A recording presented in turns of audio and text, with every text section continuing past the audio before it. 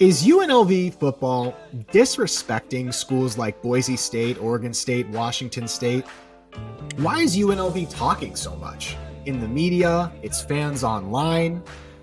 I'm going to take you into the PR battle between the Mountain West and the Pac-12. Folks, this is the Let's Run podcast.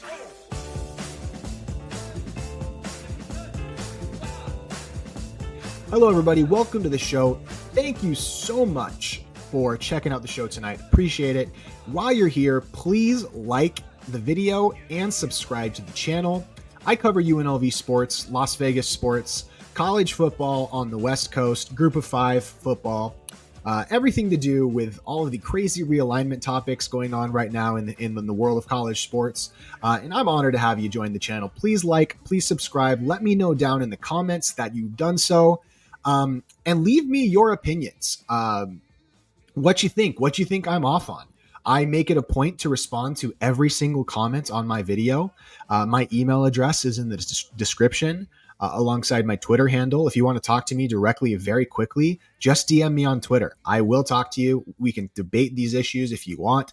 I think in order to be able to present topics like this and make arguments, you do have to be willing to engage in conversation. So I try and do that. But please like, please subscribe, and let's talk today about why there is this massive, and to many fans, specifically fans of schools like Boise State, Oregon State, Washington State, and basically all of the Pac-12 schools that are leaving the Mountain West to join the Pac-12, there is a really annoying amount of, you can call it arrogant, I guess, kind of boastful, prideful PR coming both from, it's one thing when it comes from fans. Obviously, fans are going to be prideful and, boast about their school and their football programs and the things that they're fans of. It's not just coming from the school. It's coming from UNLV's coaches, Coach Dan Mullen, Coach Josh Pastner. I'm going to talk mostly about football today, although basketball is relevant, of course, to this discourse. But perhaps most surprisingly to people in the Mountain West and Pac-12 discourse area, it's coming from Las Vegas media, and not even just Las Vegas media, national media. You're seeing stories in The Athletic. You're seeing stories in ESPN. A big PR push to prop UNLV football up and really just to promote it. I want to tell you why that is. I want to talk about the disrespect maybe that it shows to other programs. Why UNLV is doing it, because believe it or not, this is not, people just all of a sudden waking up and feeling a certain way and deciding to speak that way. This is kind of coordinated, guys. This is purposeful. UNLV knows that it doesn't have a great football history. It knows that when UNLV talks about joining the P4 and all these great things that we're going to do, it knows that we have, the university in this city knows that UNLV football was not good for almost its entire lifespan since the 1960s when it started. This stuff is on purpose. So let's get into point number one. Essentially, the biggest reason why UNLV is kind of the inflection point around this media discourse is really because of realignment. UNLV, despite the fact that people love to talk about UNLV's finances when UNLV's financial situation is not that much different from other colleges around the country and other colleges in the Pac-12 and the New Mountain West.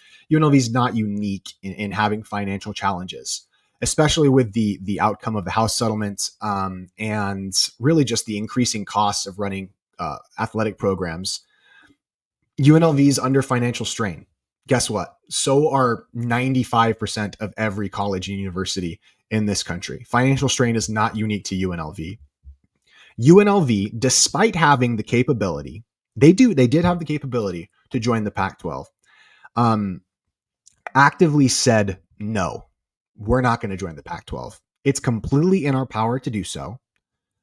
Especially, UNLV obviously wasn't a part of that initial round of expansion.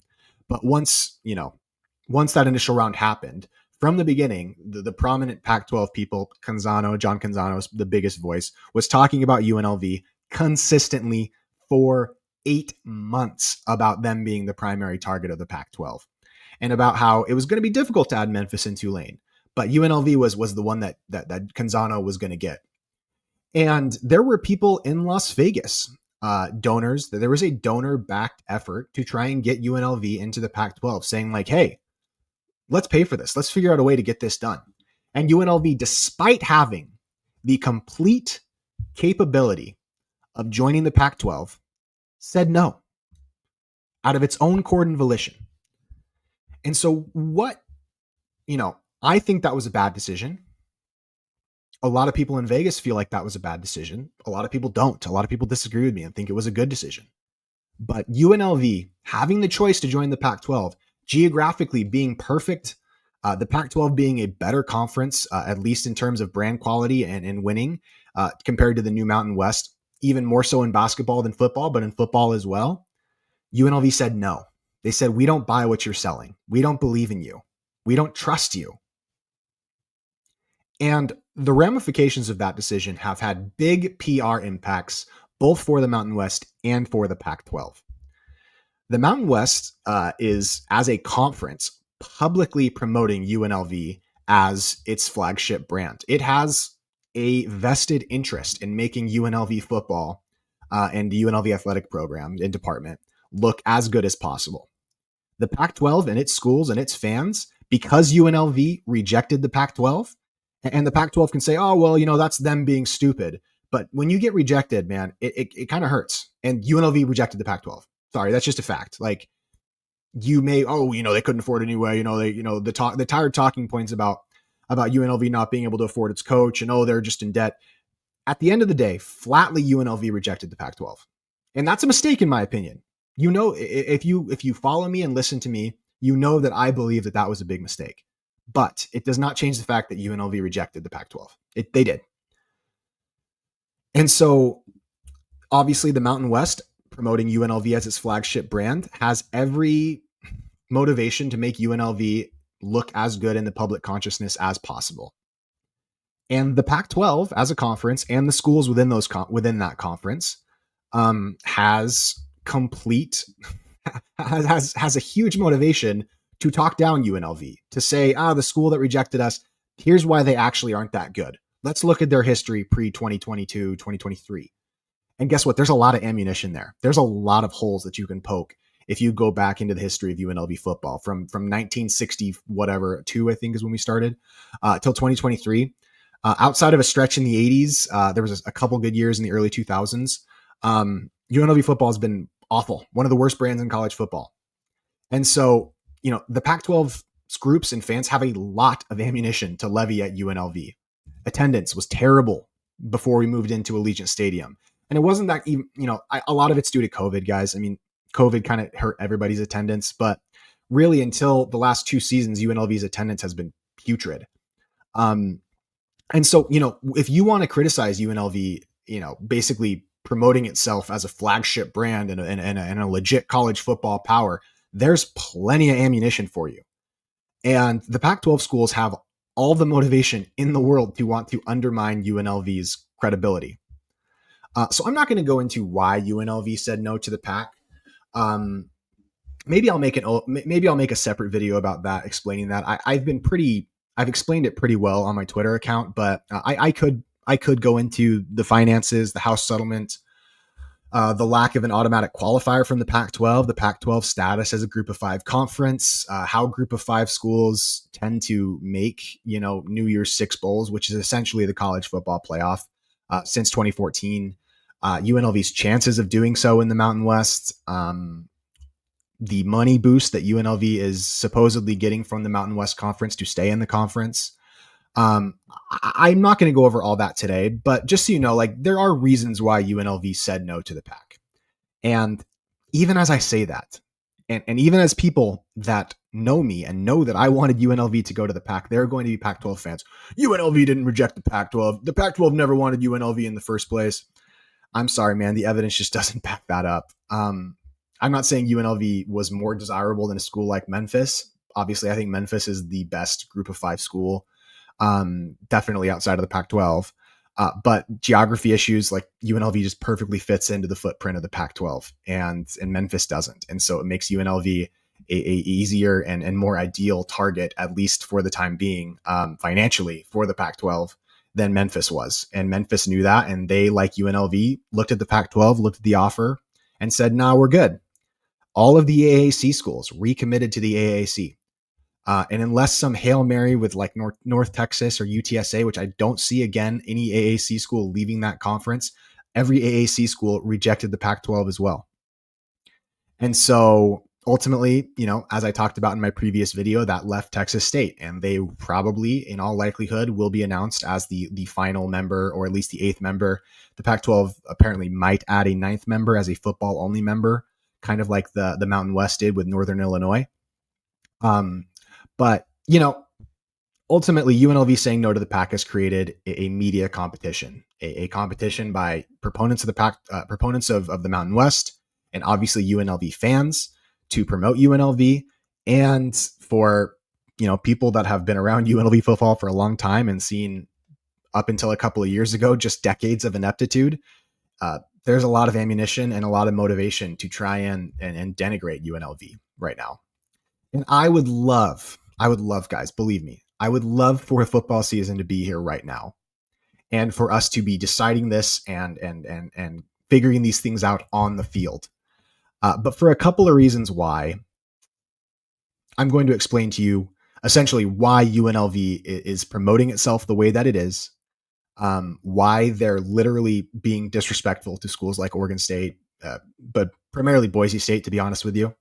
UNLV is outwardly disrespecting Boise State. There's no doubt about that. Boise State fans have every right to feel, I don't know, offended is the right word. I don't know if they want to say that they're offended, but Boise State have disrespected. Sorry, that's the better word.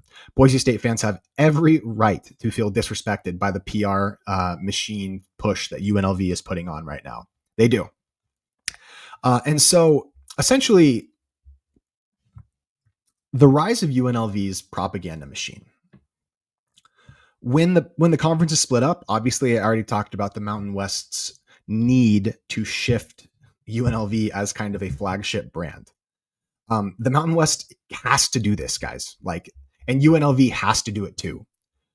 If you are tired of it, or you think, well, why are they talking this much? They're promoting themselves. We as UNLV are promoting ourselves.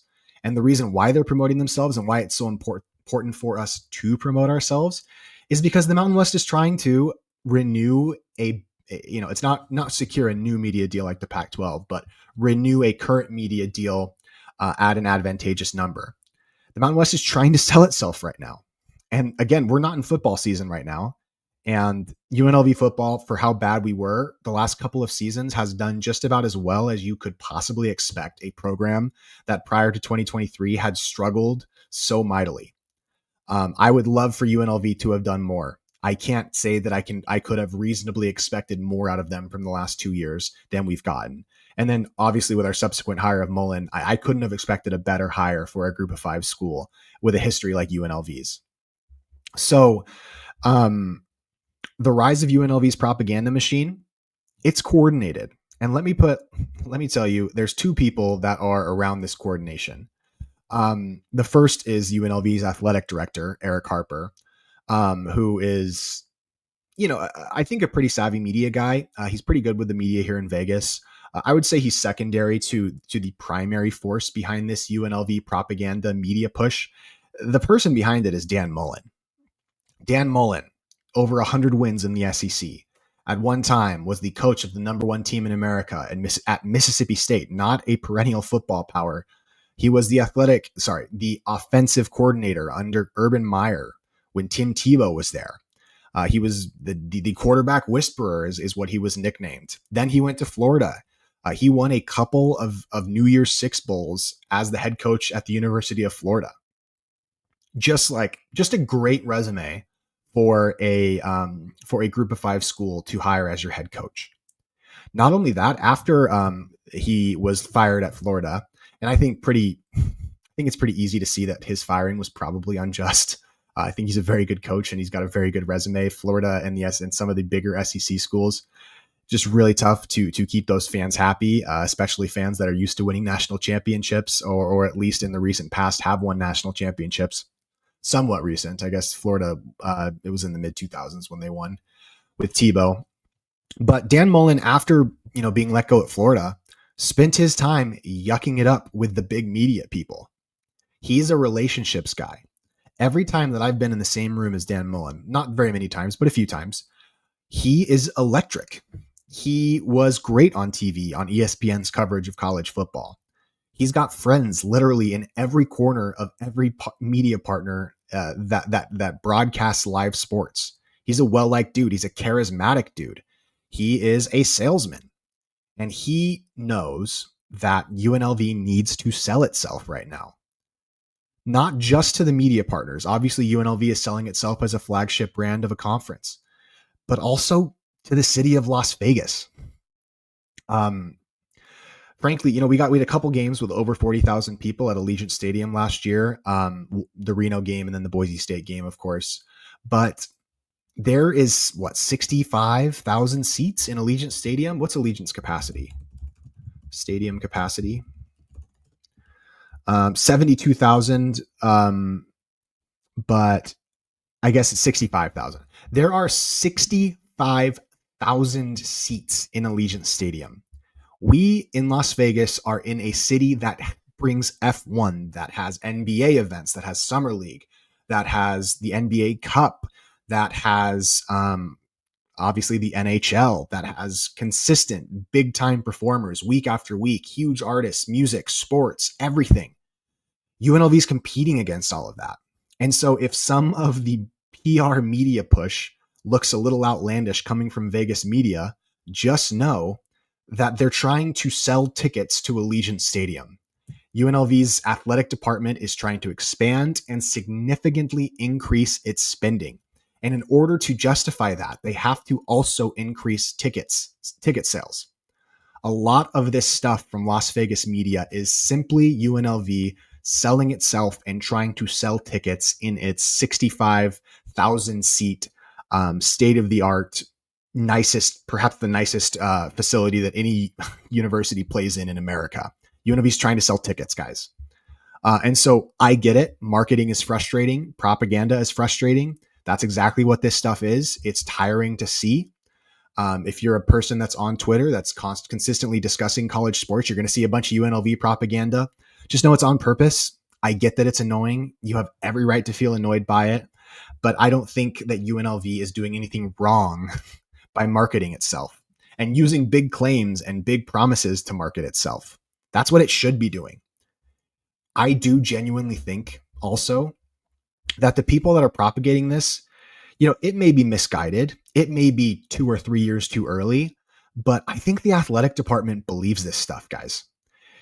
You may think, and I totally understand why you would believe it's unrealistic to see UNLV joining a Power 4 conference in the next 7 years or so. I totally get that. Again, horrible history. Prior to the past couple of years, not great attendance numbers, not good TV numbers. All that's completely true. I get why you'd think it's unrealistic. But the people in the athletic department genuinely believe that that is the goal and that it's an attainable goal.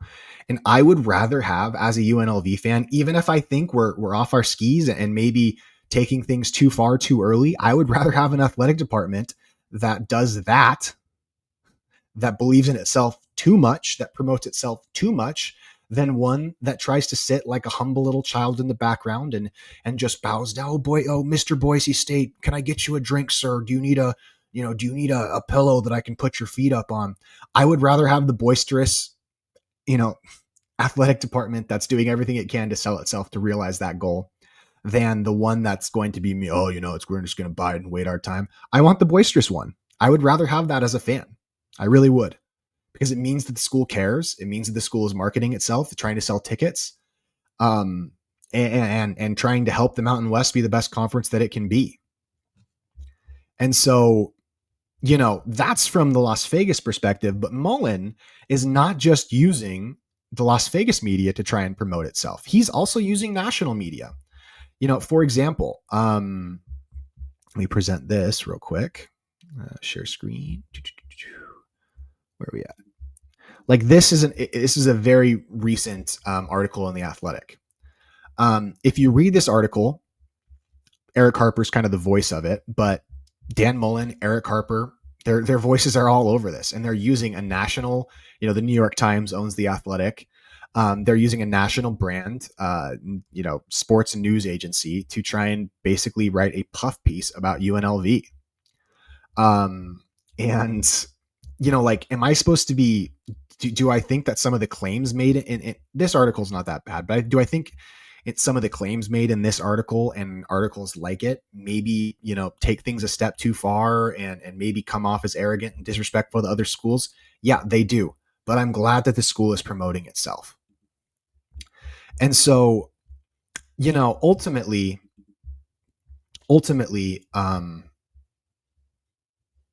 there's risks to this approach.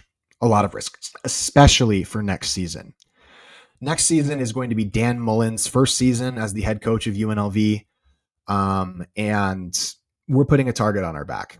Maybe not as much by the Mountain West schools, although probably a little bit. They probably want to prove going into the new conference that we're going to be the good football program.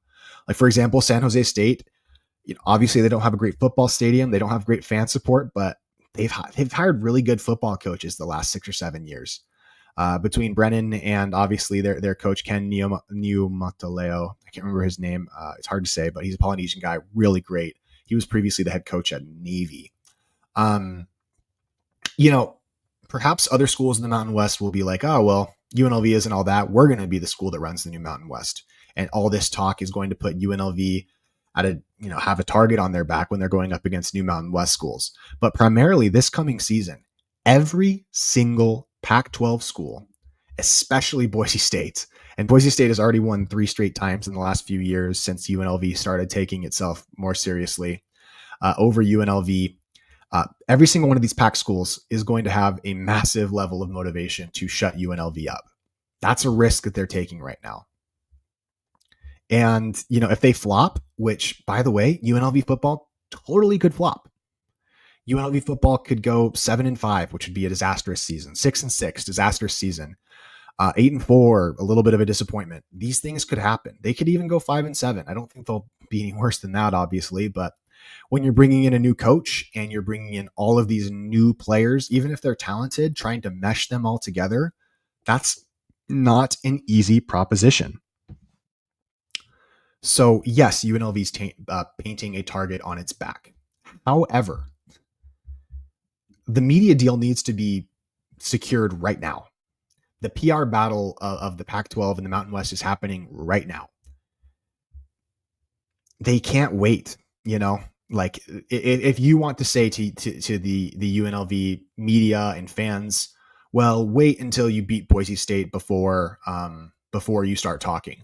I get it. That's a completely fair response, but they have to sell a media deal right now. They have to leverage Allegiant Stadium and its capacity into greater attendance numbers right now. They can't wait, and ultimately you've got to sell. If you need to make a sale for your survival, which this fight is a fight for survival. If you need to make a sale, you have to use the tools at your disposal when you do that, because we have to do it now, and we only have what we have as promotion for UNLV football. What does UNLV football have? Outstanding practice facilities, expensive practice facilities that are really good for the players, that are state of the art, that are among the best, especially in the group of 5. They have outstanding practice facilities that UNLV invested a huge amount, tens of millions of dollars into building our practice facility. That was a big investment for the program. They have Allegiant Stadium.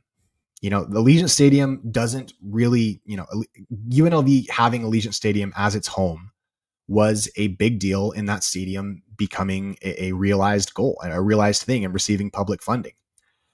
Yes, the Raiders get priority. Of course the Raiders get priority. They're the NFL team in the stadium, but Allegiant is UNLV's home. It's the nicest facility that any college football team plays in America, probably, just by amenities. Now, obviously, it's not a traditional college home field, but it's really close to the university. Allegiant Stadium is 10 minutes from UNLV. The old place we used to play at, the Silver Bowl, was like 40 minutes from UNLV's campus. Just getting a stadium on the strip close to UNLV's campus was such an asset. And then UNLV obviously has the last couple of years of success. We beat 4 Power 4 teams over the last couple of years, back-to-back Mountain West Championship title appearances. That win in the last LA Bowl over Cal was excellent last season. And, did we beat Boise State? No. Are we still behind them? Yeah. But UNLV's got to make a sale and got to pitch itself right now, and it only has the tools at its disposal. And feel free to poke holes in UNLV's resume and UNLV's pitch as a rising college football program. There are plenty of holes to poke. Not a very long resume. For the last couple of years, tons of years of ineptitude, bad viewership, bad attendance. All of those things are true. All those things are true. But you're not going to dissuade people around UNLV football by dunking on them, talking about, you're talking way too early, and remember who you are, remember who you've been your entire, that's not going to shut UNLV people up. So if it's annoying you, I have bad news. It's going to get worse. It's going to get worse. It's going to become more annoying. By the time next season ends, Pac-12 and Mountain West fans will be, at least the ones splitting off from each other, will be so sick and tired of each other. And UNLV, perhaps more than any other topic in any other school, will be such a beaten dead horse that people are going to be so sick of it and just excited for the conference finally to split apart. It is not going to be a happy-go-lucky last season of the Mountain West Pac-12. It's going to be vicious. People are going to be at each other's throats. And it's a fight. And people are fighting with the tools that they have. UNLV's got media-connected coaches. It's got the sports entertainment capital of the Western Hemisphere, at least, probably of the world. It's got to use what it's got. It's promoting itself. It's trying to sell tickets here, guys. It's trying to sell a media deal. So you can either let that bother you, or you can shake it off and say, oh, just another piece of propaganda. And I'm happy that the school's doing it, even if I think that they're taking it too far. I really am. So, guys, please tell me your thoughts. Maybe I'll do a video about why UNLV rejected the Pac-12 wrongly, again, in my opinion. And even me just using the word rejected is going to tick some people off, but they did. Maybe I'll do a video about that soon, breaking it down, because, conference realignment is just a fascinating topic. And people are interested in it. And so, guys, let me know your thoughts. I want to talk to you about this. And do you think that we're going crazy? Do you think in Vegas people are just taking it too far? Let me know down in the comments. And I will talk to you soon. Please subscribe, like the video, and let's run, Rebels.